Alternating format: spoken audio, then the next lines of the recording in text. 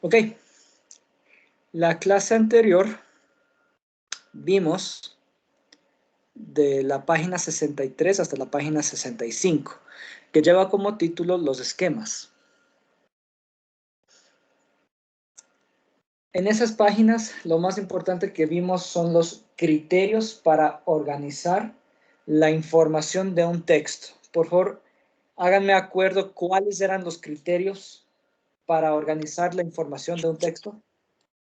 Era la claridad, la sintaxis, la redacción, la expresión, la concisión, las repeticiones excesivas, la organización, la actualización, la amplitud, la profundidad. La amplitud y la profundidad. Listo, eso eran todas. Y de manera muy breve, ¿me podrían hacer acuerdo de qué trata cada una?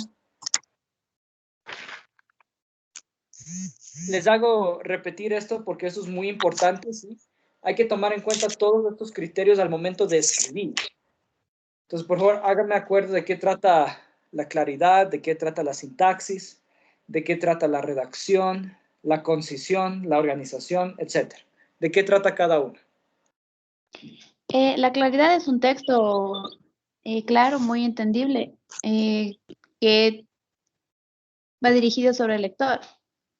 Sí, que sea claro para el lector, eso es importante, ¿sí? Puede ser claro para uno, pero es importante que sea claro y entendible y fácil de leer y fluido para el tipo de lector al que va dirigido el texto, ¿ya? Eso es importante. La sintaxis, ¿de qué trata? Que es una oración que está bien escrita y las palabras son bien organizadas.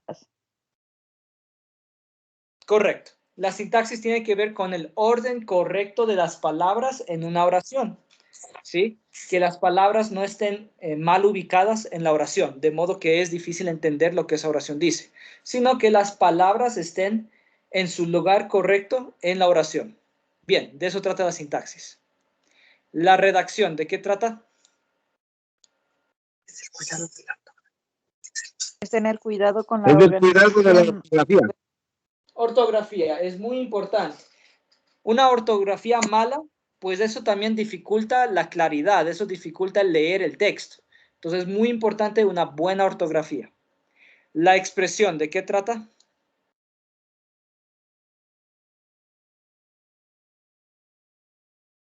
De tener claro lo que el autor presenta o expresa. Sí, tiene que ver con eso. La expresión tiene que ver si es que para el lector, es decir, para nosotros que vamos a leer, nos es claro la intención del autor, qué es lo que el autor quería comunicar. ¿Está claro esa expresión? ¿Sí? A eso se refiere la expresión. Si es que está claro para nosotros como lectores lo que el autor quería comunicar. La intención comunicativa del autor. ¿Ok? La concisión, ¿de qué trata? Que el texto debe formar ideas breves. Sí, sí. Eso tiene que ver con la concisión, de que seamos concisos, puntuales en lo que estamos escribiendo, que no nos andemos con rodeos, repitiendo una y otra vez. Ahí entra la otra. Las repeticiones excesivas. ¿De qué trata esto? De que no tenemos que repetir, o sea, lo mismo del texto. Sí, evitar sobre todo repetir una y otra vez las mismas palabras, ¿sí? Hay que, por ejemplo, encontrar la palabra familia como 3 veces en una misma oración. Eso me ha pasado cuando yo reviso proyectos de grado. Eso es lo que hay que evitar utilizar las mismas palabras una y otra vez, casi que seguidas, ¿ok? La organización, ¿de qué trata?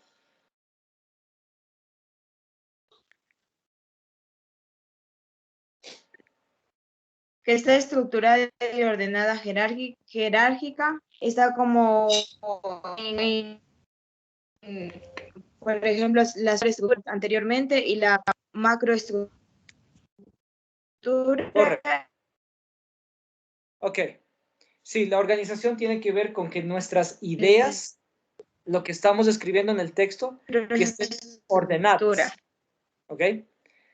que estén ordenadas de pronto desde la idea más importante hasta las ideas secundarias, a los ejemplos y a los detalles, que esté ordenado, ¿no? La información que presentamos en el texto. Aquí es el tema de la macroestructura, superestructura y microestructura. Nos dice que siempre y cuando esté claro en nuestro texto cuál es su macroestructura, cuál es su superestructura y cuál es su microestructura, con que tengamos esos 3 puntos claros en nuestro texto, podemos hablar de un texto que está bien organizado. Entonces ahí surge la pregunta, ¿qué era macroestructura, qué era superestructura y qué era microestructura? ¿Quién me quiere hacer acuerdo qué eran cada uno de esos 3 conceptos? Yo, Licen, macroestructura Dígame. es la idea global del texto de que se trata en una Correcto. sola oración. La Perfecto. superestructura es el esquema al que se adapta un texto informativo, destructivo, narrativo y argumentario. Ok. ¿Y la microestructura? ¿De pronto te acuerdas?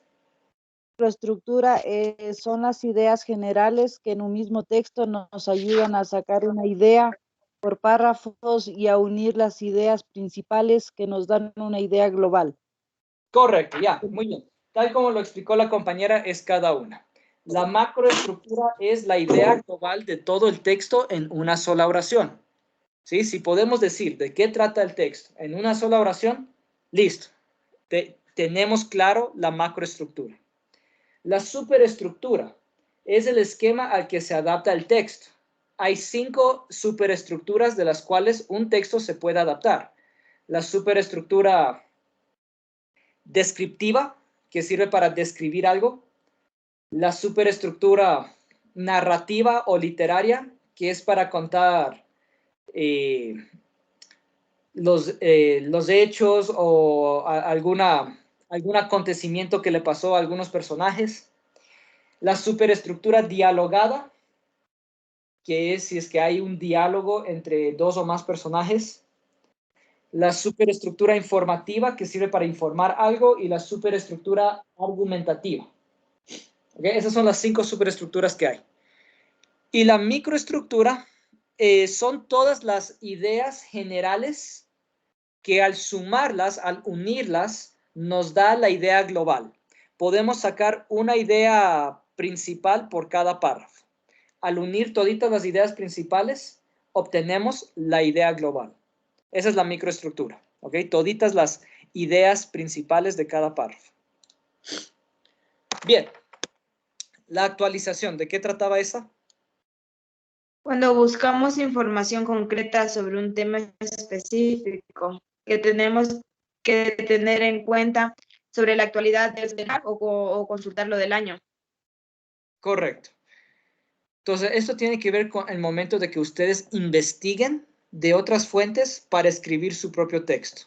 Que las fuentes de las que investiguen sean actuales, que no sean muy antiguas, por lo menos del año 2015 para acá. ¿Okay? Eso se podría considerar actual. Más antes que eso ya podría considerarse antiguo. ¿Okay? De ahí sigue la amplitud. La amplitud, ¿era positiva o era negativa? Positiva. Ok. ¿En qué casos un texto amplio o extenso es positivo?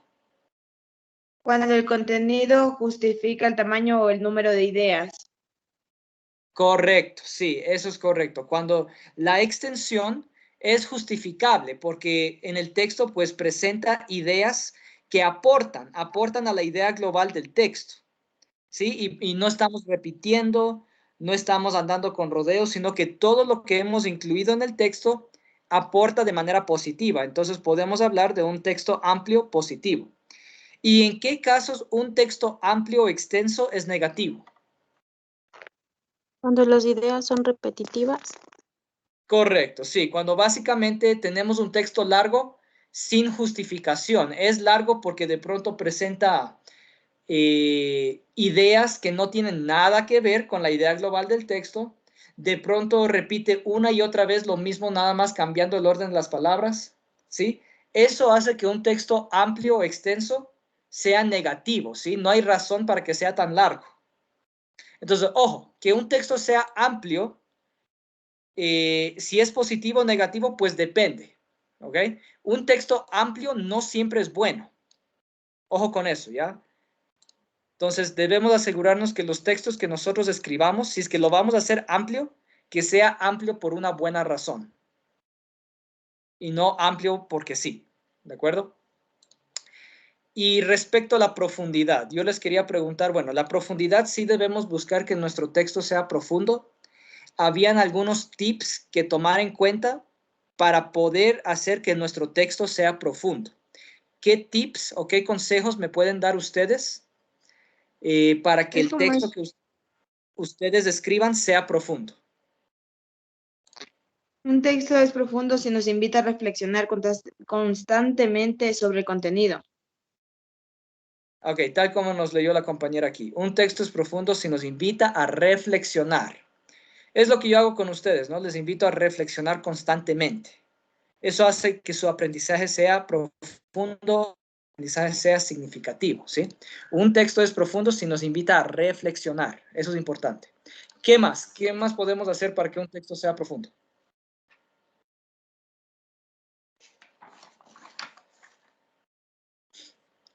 Ahondar en el tema. Ahondar en el tema. ¿De qué manera? Aquí nos da una pista. Para saber si un texto tiene profundidad, debemos ver si trata el tema desde distintas perspectivas, ¿ok? De esta manera podemos ahondar en el tema, tratando el mismo tema desde distintas perspectivas, desde la perspectiva de pronto de la persona que realizó la acción, desde la perspectiva de la persona que recibió la acción, ¿ok? Desde la perspectiva de una tercera persona, etcétera, ¿sí? Si tratamos el mismo tema desde distintas perspectivas, estamos dándole profundidad al texto. ¿Qué es lo que dice tal profesional? ¿Qué es lo que dice esta otra persona? Etcétera, ¿ok? Ver distintos puntos de vista del mismo tema. Eso le da profundidad. Y lo último que podemos hacer para que nuestro texto sea profundo, lo dice aquí. Además, debe responder las preguntas que nos surgen con su lectura, ¿ok? Si un texto nos deja más dudas de las que teníamos cuando comenzamos a leer, el texto no es profundo. Entonces, eso es muy importante para que un texto sea profundo. Que responda a las preguntas que surgen con su lectura, ¿sí? Si es que nos surgen mientras vamos leyendo y nos van surgiendo preguntas de lo que vamos leyendo, pero sin embargo no encontramos la respuesta a nuestras preguntas en lo que estamos leyendo, entonces ese texto no es profundo, ¿sí? Un texto debe responder a las preguntas que nos van surgiendo mientras lo vamos leyendo. ¿De acuerdo? Listo.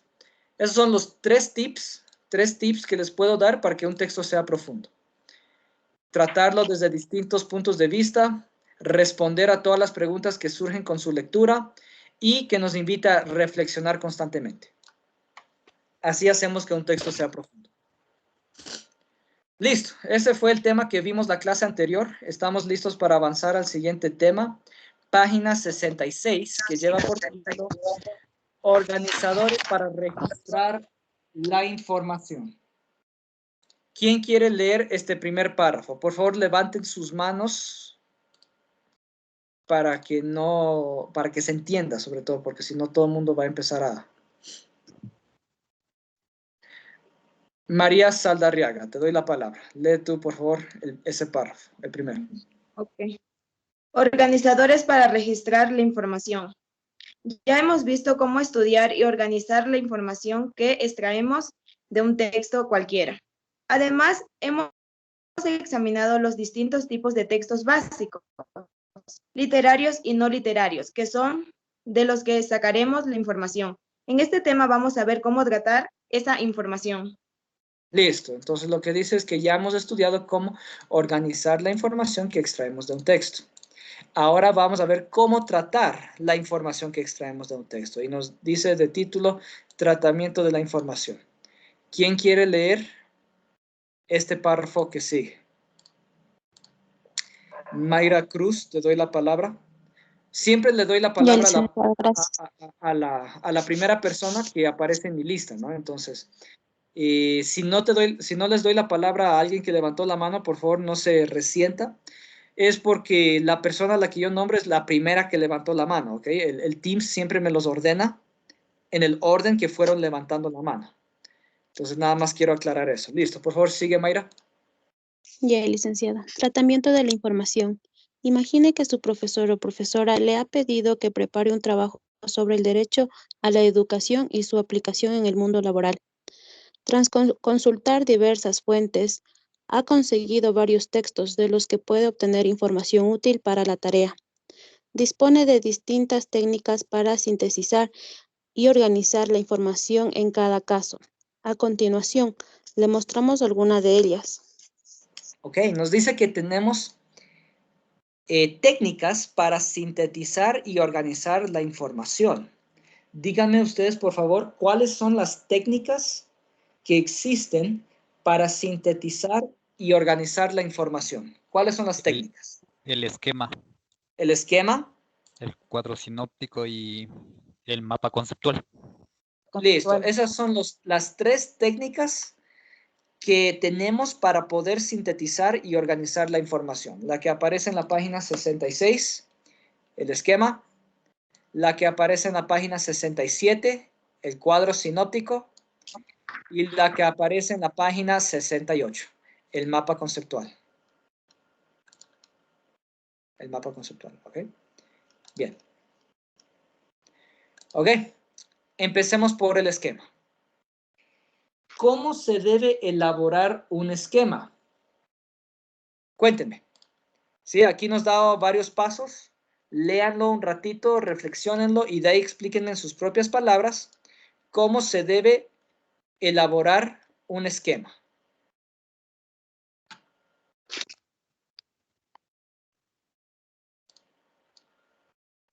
Flores Josa,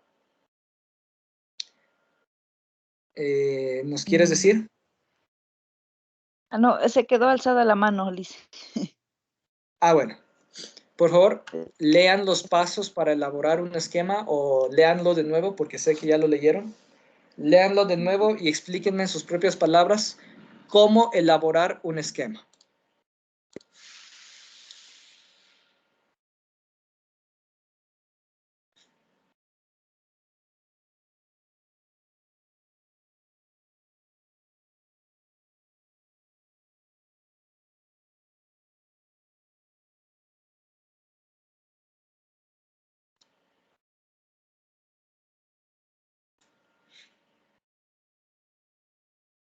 Repito la pregunta. ¿Cómo elaborar un esquema?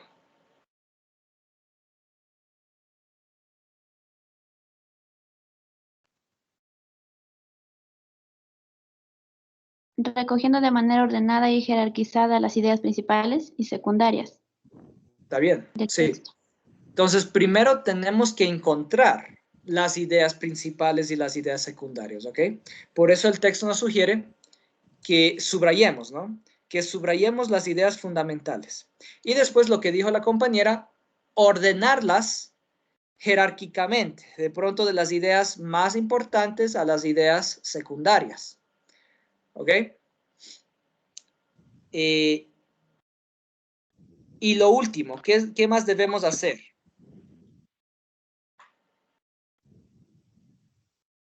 Reducir lo más importante, ideas más fundamentales que expresen los breves significados.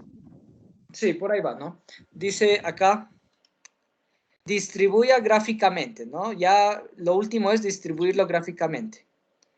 Mantenga el orden y la importancia que presentan en el texto, de modo que las principales siempre vayan delante y las secundarias detrás. Aquí tenemos un ejemplo en la que se aplicó el esquema. ¿Sí? Ese es nuestro ejemplo de esquema. Fue sacado de este texto de aquí con fondo rosado, que trata sobre el derecho a la educación. Entonces, antes de analizar el esquema, quiero preguntarles respecto al derecho a la educación, ¿cuáles son los objetivos de la educación? ¿Qué es lo que la educación persigue? ¿Qué es lo que trata de obtener la educación? Transformar al individuo, mejorar la sociedad favorecer el progreso social, obstáculos, guerra, intolerancia, desastres naturales. Ya, listo. Muchas gracias. Solamente los objetivos, no hemos llegado todavía a los obstáculos.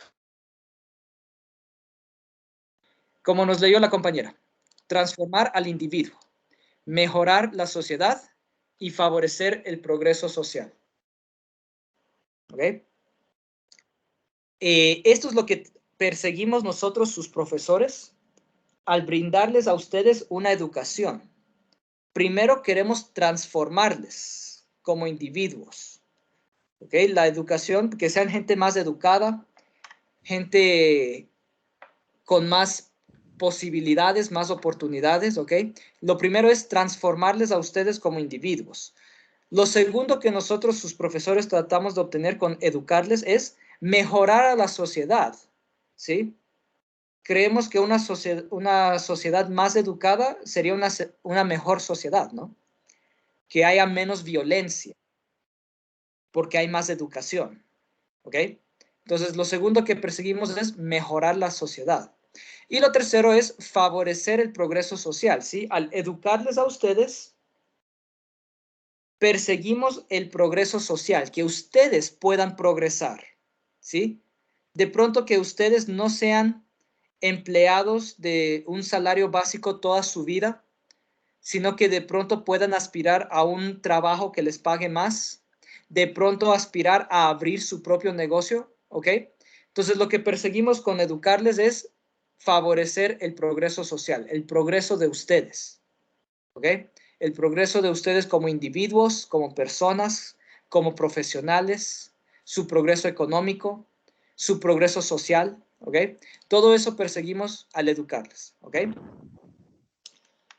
Y otra pregunta, ¿cuáles son algunas de las situaciones que pueden dificultar el acceso a la educación? La guerra, la intolerancia, los desastres naturales, la pobreza. Correcto. Esos son algunos de los obstáculos que pueden dificultar que todo el mundo tenga acceso a la educación. Entonces, de pronto en nuestro país, Ecuador, pues no hay una manifestación demasiado fuerte de estas. En otros lugares es más difícil. En otros lugares es más difícil acceder a una educación gratuita como lo están accediendo ustedes, ¿ok? En buena hora en nuestro país, pues el gobierno le ha brindado a la educación la importancia que se merece, ¿no? Y les brinda a ustedes la posibilidad de educarse gratuitamente. Solamente tienen que dedicarse, ¿ok? Claro, la educación requiere de su dedicación, de su tiempo. Entonces, pues en buena hora aquí en Ecuador no hay guerra. Respecto a la intolerancia, ¿qué entienden ustedes por intolerancia? Que no,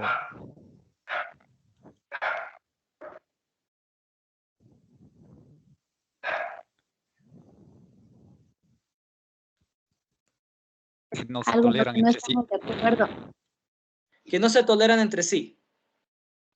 Más o menos. De pronto, alguien que desarrolle un poquito más profunda esa idea. Al comenzar una actividad y dejarla a medias.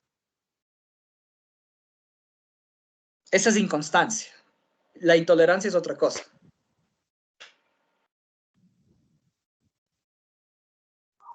Quizá Que de no que respeta las ideas de las demás personas.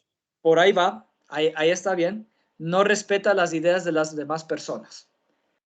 Un caso de intolerancia que sí he visto en Ecuador es la intolerancia hacia personas de otras nacionalidades. Ya saben a qué me refiero, ¿ok? Eso sí es un problema que he visto en Ecuador, ¿ok? Que gente de otros países, de otros lados, son mal vistos por el simple hecho de ser de otra nacionalidad. Eso se llama intolerancia, ¿ok? Eso es una de las cosas que podría dificultar que todo el mundo tenga acceso a la educación. Por ejemplo, alguien que viene de otro país, ahorita mucho con la abundante migración que tenemos de venezolanos. A los venezolanos tal vez en las escuelas, a sus hijos les hacen mucho bullying, por el simple hecho de ser venezolanos. Conozco de casos en particular, ¿ok? No estoy diciendo esto solamente imaginándome, sino porque lo he visto, ¿ok? Aquí en Cayambe. Entonces, a eso se refiere la intolerancia, al no tolerar a gente por sus ideas, por su nacionalidad, por su religión, por su orientación sexual, ¿ok? El ver a cualquier persona que sea diferente a nosotros como una persona inferior o una persona mala. Eso es la intolerancia, el no tolerar a alguien diferente a mí. ¿Será porque vienen de otro lugar? Porque al igual nosotros irnos de aquí a otro lugar también vamos a recibir el mismo trato. Vamos a sufrir de eso en otros lugares. Eso es la intolerancia, el no tolerar a alguien diferente a ti. Dicen, lo que pasó en la realidad que cuando una persona venezolana llegó y por una o B cosa, eso fue famoso, lo que como discriminó a los ecuatorianos. Sí, y lamentablemente crucificamos a toditos los venezolanos por culpa de una sola pendeja, quiero decirlo así, disculpen la expresión, pero realmente a mi opinión fue una pendeja la que hizo, yo sé a quién te refieres. Y lamentablemente la reacción de los ecuatorianos fue crucificar a toditos los venezolanos por culpa de una sola. Eso se llama intolerancia, ¿sí? Pensar que toditos los venezolanos son así. Cuando no es verdad, ¿ok? Cuando no es verdad.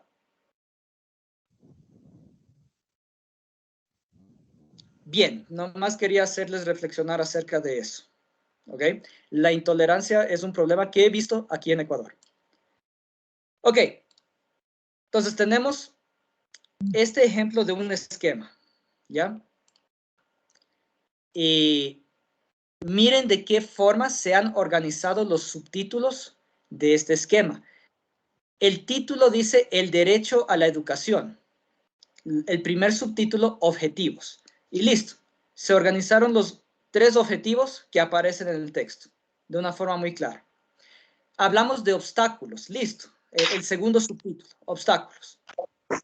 Y hemos enumerado los obstáculos que aparecen en el texto. El tercer subtítulo, factores del nivel de educación. ¿Ok? Igual hemos ordenado los factores que determinan el nivel de educación de una población. ¿Cuáles son los factores que pueden determinar el nivel de educación? Factores económicos, ¿sí? ¿Cuánto dinero tiene una familia? Puede determinar el nivel de educación que pueden recibir sus hijos. Factores sociales, ¿sí? Factores culturales. En nuestra cultura, ¿hasta qué año se considera apropiado que los niños estudien? Por ejemplo, esto podemos entenderlo quizá incluso en el caso de algunos de ustedes. Quizá algunos de ustedes no pudieron estudiar en la... no pudieron estudiar en la edad ordinaria que es para estudiar, porque quizá alguno de ustedes, sus padres, consideraron que no necesitaban estudiar, que quizá era mejor que trabajen desde corta edad. Ese es un factor cultural, es ya parte de la cultura que nuestros padres pensaron que no necesitábamos mucha educación, por ejemplo. ¿Ok? Y también factores políticos. Digamos que de un día para otro a Lazo se le ocurra, listo, no voy a pagar más para este proyecto de educación extraordinaria y vamos a cerrar ese proyecto. Listo, se cerró el proyecto. Pues esa sería una decisión política, ¿no es cierto? Desde los mismos mandatarios del país decidieron que la población no necesita educación. Es un ejemplo. En buena hora aquí en Ecuador, pues, el gobierno está invirtiendo para la educación de las personas que no pudieron estudiar en la edad escolar ordinaria. Entonces, listo. Todos estos factores pueden determinar el nivel de educación de una población. Y finalmente, el último subtítulo que tenemos, consecuencias. Extensión del analfabetismo. Es una consecuencia de la falta de educación. ¿Ok? Entonces, miren, este es un ejemplo de cómo elaborar un esquema. hemos ordenado las ideas principales, objetivos, obstáculos, factores de nivel de educación y consecuencias. Y cada uno tiene sus ideas secundarias, ¿sí? Enumeradas. Bien, eso respecto al esquema. Continuemos a la página 67.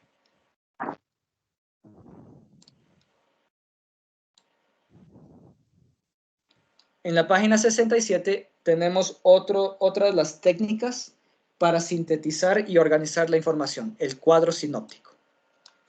Respecto al cuadro sinóptico, por favor, explíquenme cuál es la diferencia entre un esquema y un cuadro sinóptico.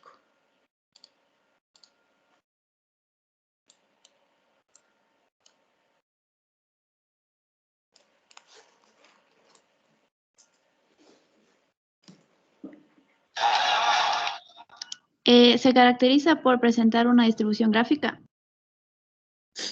Perfecto, listo. Esa es la única diferencia entre un esquema y un cuadro sinóptico. Que el esquema es a modo de lista, como vimos aquí en el ejemplo, es como una lista. Y el cuadro sinóptico es un gráfico. Un gráfico, lo que dice aquí, formalmente se caracteriza por presentar una distribución gráfica mediante llaves, ¿ok? Entonces, la distribución gráfica mediante llaves, esa es la característica del cuadro sinóptico. Por ejemplo, lo que tenemos aquí, que nos habla acerca de los tipos de actividades económicas. Entonces, ahí surge la pregunta. ¿Cuáles son los 3 grandes sectores en los que se dividen las actividades económicas?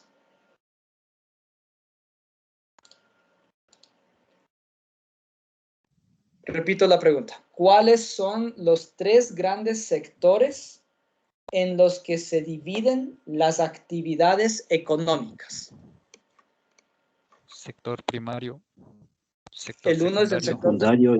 sector terciario. Secundario y terciario. Listo. ¿De qué trata cada una? Por favor, léanlo un ratito, medítenlo, reflexionenlo y de ahí explíquenmelo en sus propias palabras de qué trata cada sector. Pueden leer el texto completo aquí en este cuadradito rosado, ¿ok? Ahí les explica un poquito más claramente de qué trata cada sector.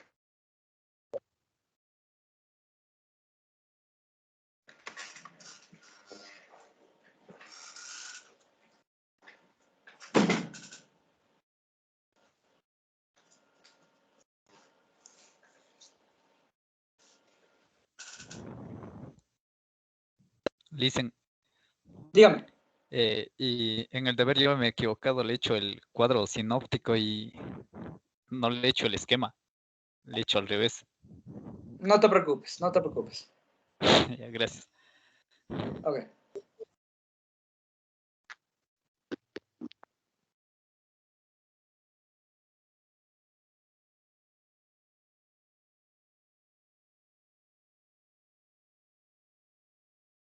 Dicen el primario comprende lo que es todo de la agricultura. El secundario comprende todo lo que es aquello de las artesanías. Y el terciario, todo lo que se produce en los bienes materiales, dicen. No. Estás bien en el primario y en el secundario, el terciario no. No tiene nada que ver con bienes materiales el terciario. ¿Quién más? ¿Quién más me quiere explicar? ¿De qué trata el primario? ¿De qué trata el secundario? ¿De qué trata el terciario? El terciario sería que se prestan servicios, ofrecen servicios. Exacto. Exacto. Eso sí es el terciario. Entonces tenemos que distinguir claramente qué es un producto o qué es un bien material y qué es un servicio. ¿Ok?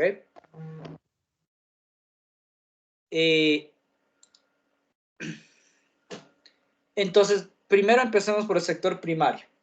El sector primario nos da como ejemplos la agricultura, la explotación forestal, la ganadería y la pesca. Del sector primario se obtiene lo que se llama la materia prima. ¿Ok? Un bien antes de pasar por un proceso. Por ejemplo, de la agricultura obtenemos directo del campo alimentos sin procesar, todavía no han sido procesados, directo del campo. ¿Okay? De la explotación forestal obtenemos la madera, ¿sí? La madera sin procesar, madera en bruto. De la ganadería obtenemos carne, leche, etc. Y de la pesca obtenemos igual carne de pescado. Entonces, el sector primario es materia prima, bienes sin procesar. El sector secundario, ojo que ya pasamos al sector secundario, es cuando esa materia prima pasa por un proceso de transformación. Por ejemplo, ahí nos habla acerca de las industrias y dice, actividades industriales o artesanales, cualesquiera de las dos.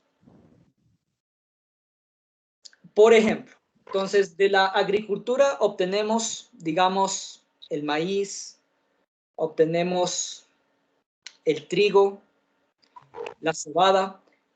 La cebada puede ser procesada para convertirse en cerveza, por ejemplo. La cerveza ya es parte del sector secundario porque ya pasó por un proceso de transformación. ¿Ok?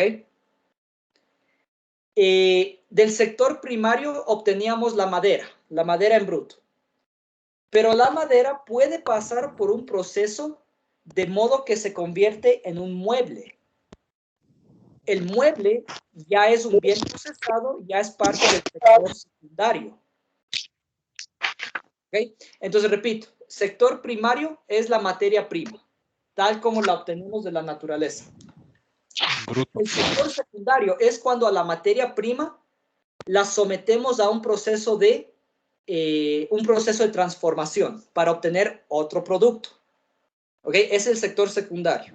Y hay dos formas en las que podemos procesar los bienes. A través de una industria o artesanalmente. ¿Cuál es la diferencia entre una actividad industrial y una actividad artesanal? ¿Cuál es la diferencia?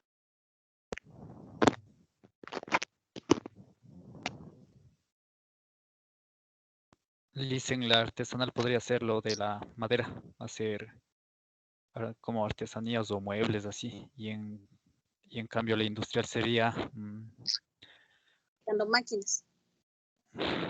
algo mucho más grande, elaborado, mucho más. Listo, perfecto. Tal como dijeron los dos compañeros. Máquinas y algo más grande. Entonces, procesar algo industrialmente generalmente ya es una fábrica grande. ¿Ok? Que puede producir, digamos, unos 100 muebles al día, digamos. Lo estoy poniendo de ejemplo. Unos 100 muebles al día porque todo está industrializado, todo es por medio de máquinas. En cambio, artesanal es el mismo proceso, pero a una escala mucho más pequeña. De pronto solo a una escala familiar. Eso es artesanal. De pronto sacarán unos 5 muebles al día, se me ocurre. ¿Ya? Entonces, esa es la principal diferencia entre una actividad industrial y una actividad artesanal, que la industrial es mucho más grande que la artesanal. Es con fábricas y con muchas máquinas, ¿ok? Esa es la industrial. Pero en sí, las dos hacen lo mismo. La industrial ya, dicen, en la industrial ya sería más tecnología, más maquinaria, a diferencia de la que requiere mucha mano de obra, la artesanal. Exacto, exacto. Entonces, esa es la principal diferencia entre las dos. Las dos hacen lo mismo. Transformar bienes, materia prima en productos procesados. Las dos hacen lo mismo. Nada más que la industrial a una escala mucho más grande. La única diferencia. ¿Ok? Y finalmente llegamos al sector terciario. Entonces, ¿hasta aquí está entendido lo que es sector primario y lo que es sector secundario? Sí. Sí, licenciado. Bien. Llegamos al sector terciario. Aquí ya no hablamos de bienes materiales, ya no hablamos de cosas que podemos tocar. Aquí ya empezamos a hablar de servicios, bienes intangibles que no se pueden tocar. ¿Ejemplos de servicios? ¿Qué serían los trabajadores, tal vez? ¿Trabajadores de qué? En este caso, que presta un servicio a una empresa. Por ejemplo, ejemplos de servicios. La atención Movilidad, al cliente. transporte. Movilidad, transporte. Bien, el servicio del transporte. Ajá, tú estás recibiendo un servicio al montarte al bus, que te movilicen rápidamente de un lugar a otro. Ese es un ejemplo de un servicio. ¿Qué más? Servicio de servientregas que entrega Servicio de limpieza. Al cliente. Servicio de limpieza, servicio de igual De telecomunicaciones. ¿Servicio de qué? Telecomunicaciones. De comunicación, lo que nos presta Claro y Movistar y Conecet. Servicios de reparación. Reparación, ok. Servicios educativos. Servicio de la educación, lo que ustedes están recibiendo en este momento, servicio de la educación. servicios de los que entregan de una ciudad a otra, como las encomiendas. Ajá, servicios de transporte de bienes. Servicios de alimentos, de alimentación. Servicio de alimentación, bueno, ahí te están dando algo que puedes tocar, algo que puedes comer. Eso es más sector primario y sector secundario. De pronto el llevarte la comida, sí. El transporte de algún bien, ese sí es servicio terciario. Servicio, pues, médico. Servicio médico, servicios de salud, servicios legales, ¿ok? Lo que nos prestan los abogados, los jueces, etcétera, ¿ok? Todo eso entra en el sector terciario, cuando ya no te están vendiendo un producto, sino que te están ofreciendo un servicio, ¿sí? Es el sector terciario.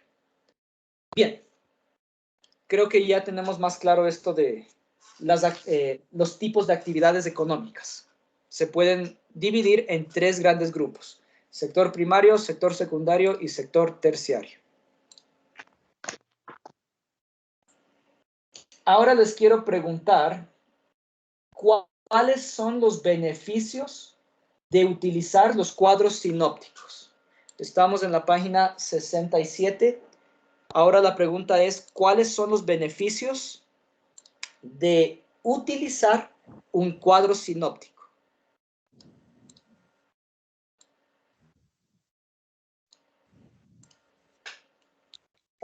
Que nos Que ayuda a sea mejorar nuestra memoria y la creatividad, dicen.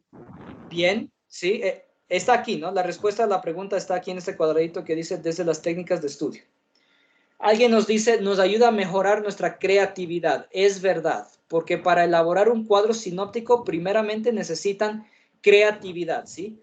Por ejemplo, para la tarea que yo les hice a ustedes, elaborar un esquema y un mapa conceptual, no había una respuesta correcta y tampoco había una respuesta equivocada. Todos los mapas conceptuales que me hicieron pueden estar bien, siempre y cuando ustedes se hayan empeñado en hacer la tarea, se hayan esforzado, y ahí se puede ver su creatividad, de qué manera elaboraron pues el mapa conceptual y el esquema, ¿sí? Entonces, listo, estas técnicas nos ayudan a desarrollar la creatividad, porque se necesita creatividad para hacer un mapa conceptual o un cuadro sinóptico o un esquema, ¿ok? ¿Qué más? ¿Qué más beneficios podemos obtener de elaborar un cuadro sinóptico? Los datos más importantes de un la texto. comprensión fácil. Y comprender el texto. Y Nos fácil de ayuda a explicar. comprender el texto, ¿sí? Nos ayuda a obtener los datos más importantes de un texto y por lo tanto entenderlo mejor. Nos ayuda a organizar la información de un texto para entenderlo mejor. Incluso al elaborar el cuadro sinóptico vamos aprendiendo más, y aquí lo que dice, nos ayuda la memoria, ¿ok? Ustedes pueden recordar de qué trata un texto extenso si es que le hacen un cuadro sinóptico. Ya sencillamente revisan, por ejemplo, aquí este cuadro sinóptico, sencillamente lo revisan y listo. Con una ojeada, ya se acuerdan de qué trata cada sector. ¿Okay? Ya se acuerdan cuáles eran los tipos de actividades económicas principales. ¿Okay? Entonces, listo. Elaborar un cuadro sinóptico también nos ayuda a la memoria, a recordar de qué trata un texto. Aquí dice, Además, ayudan a mejorar el rendimiento, ya sea en las aulas o en el ámbito profesional. Entonces, ojo que ustedes pueden utilizar estos organizadores gráficos, sea en el ámbito educativo, aquí en las aulas virtuales en este caso, y también en el ámbito profesional, ¿ok? Si de repente alguien tiene una profesión en la que toca organizar mucha información, ¿okay? Un cuadro sinóptico les puede ayudar a organizar la información. Por lo tanto, mejorando su rendimiento, ya sea en las aulas o en el ámbito profesional, ¿ok? Entonces, por favor, tomen en cuenta estas técnicas de organización de la información. Tómenlas en cuenta para mejorar su rendimiento en todas las materias. Quizá incluso para mejorar su rendimiento en el trabajo, ¿sí? Esto les ayuda a organizar la información de un texto extenso, a organizar todas las actividades que tienen que hacer en el día, etc. ¿Okay? Les ayuda a la memoria, les ayuda a la creatividad, ¿sí? Entonces miren que la elaboración de un cuadro sinóptico de cualquier organizador gráfico tiene muchos beneficios que ustedes los hagan frecuentemente, ¿sí? Bien. Aquí mismo en la página 67 nos dice, acá arriba, al cuadro sinóptico también lo podemos presentar en forma de tabla. Observe este ejemplo. Tenemos este texto que trata... ¿De qué trata? ¿De qué trata este texto que ven con fondo rosado? ¿Cuál es la idea global de este pequeño texto que nos dan aquí? Alguien que me diga. De las sociedades. Un poquito más específico. ¿Cuáles sociedades? Educación. Niveles de qué? sociedad. Niveles de sociedades. De pronto, una idea global que se entienda mejor. Las sociedades y su desarrollo. Ok, por lo menos leyeron, por favor, léanlo, ya léanlo para que lo puedan entender de qué trata.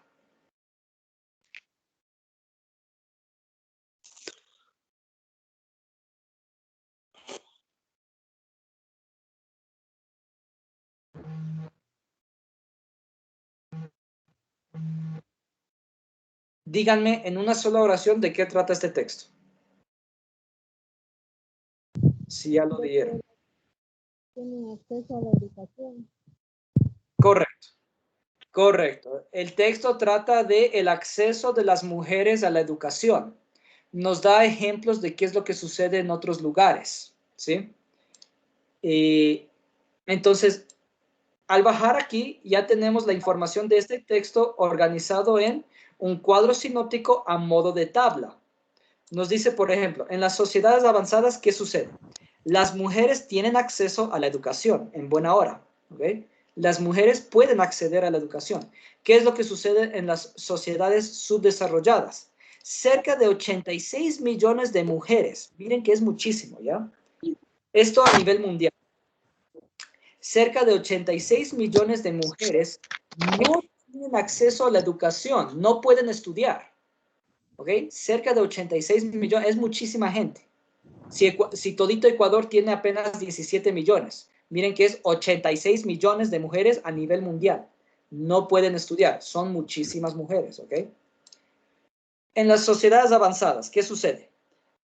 Las mujeres desarrollan un papel activo en la sociedad y participan en la vida política y económica del país. Correcto. Mujeres educadas pueden participar activamente en el desarrollo de la sociedad, de la política del país y de la economía del país. Mujeres estudiadas. En cambio, en las sociedades subdesarrolladas, ¿qué es lo que sucede? En el sureste asiático. Por ejemplo, aquí nos da algunos ejemplos de lugares donde las mujeres no tienen acceso a la educación. El sureste asiático, en África y en el mundo árabe. Más de la mitad de las mujeres no sabe leer ni escribir. Miren esta realidad de otros lugares. Yo sé que aquí en Ecuador también hay muchas mujeres que no saben leer ni escribir, pero en otros lugares es más drástico, ¿ok? Dice más de la mitad, ojo con eso, más de la mitad de las mujeres de estos lugares no saben, literalmente no saben leer ni escribir. Y lo último, en las sociedades avanzadas, aquí nos da algunos ejemplos de sociedades avanzadas, Estados Unidos, Francia y Canadá. Las mujeres estudian un promedio de 12 años. Miren que en estos países, Estados Unidos, Francia y Canadá, las mujeres en promedio estudian 12 años. Es bastante, ¿no? Por lo menos obtienen toda la escolarización hasta el bachillerato, ¿sí? Hasta el bachillerato es estudiar 12 años, ¿sí? En cambio, en las sociedades subdesarrolladas, aquí nos da de ejemplo Burkina Faso y Afganistán. Las mujeres estudian de media, o sea, en promedio, 0,2 años, ni siquiera medio año, ni siquiera casi 3 meses, en toda su vida, ¿ok? Máximo estudiarían unos 2 años, unos 2 meses y medio en toda su vida, en estos lugares. ¿Se dan cuenta? Estudiaron apenas 3 meses en toda su vida. Entonces, listo. Este texto trata acerca de la realidad de la educación de las mujeres a nivel mundial. ¿Okay? Haciendo un contraste entre sociedades avanzadas y sociedades subdesarrolladas. El texto trata sobre la educación de las mujeres a nivel global. Ok. Pero en esta tabla está un poco más detallada a diferencia del cuadro. Lo que está en la tabla es que la información está organizada. De pronto, por eso se hace más fácil entenderlo en la tabla. Entonces, listo, ahí podemos observar de una forma práctica la utilidad que tiene el hacer un cuadro sinóptico. El cuadro sinóptico hasta nos ayuda a entender mejor lo que dice el texto. ¿Ok? Todito lo que acabo de leer en el cuadro sinóptico está aquí en el texto. Todito está aquí en el texto, pero aquí en el texto está a modo de una redacción. La información no está necesariamente organizada. En cambio, al hacerle cuadro sinóptico, lo que hicimos fue organizar la información que encontramos en el texto. Y al organizarlo, se nos hace más fácil entenderlo. ¿Listo? Entonces, claro, esa es la utilidad que tiene el elaborar un cuadro sinóptico. Nos ayuda a entender mejor un texto, nos ayuda a la memoria, ¿ok? Solo viendo este cuadro, listo, ya sabemos de qué trata el texto, ¿ok? Nos ayuda a la creatividad, porque esto requiere creatividad para poder elaborar un cuadro sinóptico. Bien. Y llegamos a la página 68. Ya nos faltan apenas 10 minutos. En la próxima clase veremos con detalle de qué trata la página 68. También analizaremos o revisaremos la tarea que hicieron. Ahorita, en lo último que nos queda de tiempo, hay una tareita para el próximo miércoles, ¿ya? La tarea, si están viendo mi pantalla, estoy en el Edmodo. La tarea 11 Sí, era para hoy. licenciado. La tarea 12 es para el viernes, para este viernes. Y la tarea 13, que ya está en su Edmodo, esta tarea es para el próximo miércoles. Tienen una semana para hacer esta tarea. Dice, tarea 13, escritura de textos periodísticos, páginas 71 hasta la 73. Entonces ya saben que para hacer esta tarea tienen que leer entre la página 71 y 73. Les escribí aquí lo que hay que hacer en la tarea. Es lo mismo que aparece, si es que le doy clic al PDF, ya saben que yo siempre les adjunto las páginas que corresponde a esa tarea. Entonces ya llegamos a la unidad 3 de nuestro texto, la escritura de diferentes textos, ¿ok? Página 70, deben leer la página 71, deben leer todito esto, página 71. Esta tarea es, ojo, para el próximo miércoles. Deben leer todita la página 72 y deben leer todita la página 73. Y la tarea es lo mismo que dice aquí en trabajo individual. lo mismo que dice en el trabajo individual de la página 73, esa es la tarea, lo mismo que escribí en el Edmodo. ¿Okay? Entonces, número 1, dice, busque una noticia en el periódico. Puede ser un periódico nuevo, puede ser un periódico antiguo, no hay problema. Puede ser cualquier noticia de su gusto, ¿okay? Sobre cualquier tema. Recórtela y péguela en su cuaderno. Subraye los elementos de la noticia. Entonces, claro, para saber cuáles son los elementos de la noticia, tenemos que leer, ¿sí? Aquí, entre las páginas 70, 71, 72 y 73, nos dice cuáles son los elementos de la noticia. Entonces, claro, tenemos que leer todito esto bien para poder hacer la tarea. Entonces, nos dice que subrayemos los elementos de la noticia en la noticia del periódico que hayamos recortado. Eso es lo primero. Número 2. Escriba en su cuaderno un resumen del texto, el periodismo a lo largo de la historia. En la página 73 es la que lleva ese título, el periodismo a lo largo de la historia. Entonces, tienen que hacer el resumen de la página 73. ¿Okay? De todito esto lo leen y le hacen un resumen. Un resumen es máximo un párrafo, ¿ya? ¿Sí? Apenas vamos a resumir 7 párrafos, un párrafo es suficiente. ¿Okay? No quiero resúmenes demasiado largos, porque un resumen largo es un resumen mal hecho. El resumen debería ser corto, máximo un párrafo. ¿Okay? Y de ahí, número 3, en sus libros, aquí dice, comente con su compañero. Eso les borré, porque de una forma más clara lo que quiero que hagan es que escriban. ¿Okay? Ojo que les borré eso y les puse escriba. Escriba sobre el poder de los medios en la actualidad y acerca de la importancia de la veracidad de las noticias. Entonces, para tener una idea de esto, también les conviene, pues, leer las páginas que corresponde a esta tarea. ¿Okay? Entonces, deben escribir sobre el poder de los medios en la actualidad y acerca de la importancia de la veracidad de las noticias. ¿Okay? Escriban su comentario de esto. Un comentario igual, no demasiado largo, un párrafo también es suficiente, ¿ya? Para conocer su reflexión sobre esto. ¿Ya? O sea, dicen en la 3 es decir, lo que uno se piensa de la... Su reflexión. Quiero saber su reflexión sobre el poder de los medios de comunicación y sobre la importancia de que las noticias sean veraces. ¿Está bien? Y punto número 4. Escriba una noticia sobre un tema de su barrio o comunidad.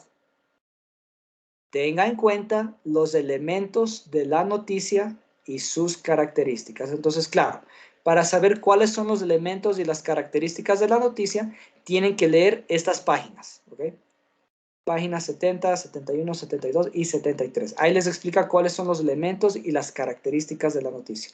Entonces, el punto número 4, ustedes deben escribir una noticia sobre un tema de su barrio o comunidad. ¿Ok? Esta tarea es para el día miércoles de la próxima semana. Tienen una semana para hacerlo. Listen, ¿Alguna? Dígame. ¿A qué se le puede considerar noticia, por ejemplo? Te lo explica bien la página 71. La página 71 incluso te da un ejemplo. Por favor, léanlo, lean todo para entender bien, ¿de acuerdo? Ahí les explica todo bien. Ya.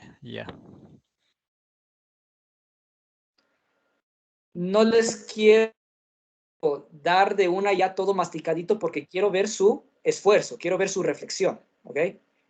Quiero que lo lean, quiero que lo lean bien, que lo lean entendiendo. Por eso es que les hago hacer las tareas antes de analizar las páginas. Y después en el análisis de las páginas lo que hacemos es reflexionar sobre lo que ya leímos, como para reforzar su conocimiento. Esa es mi metodología.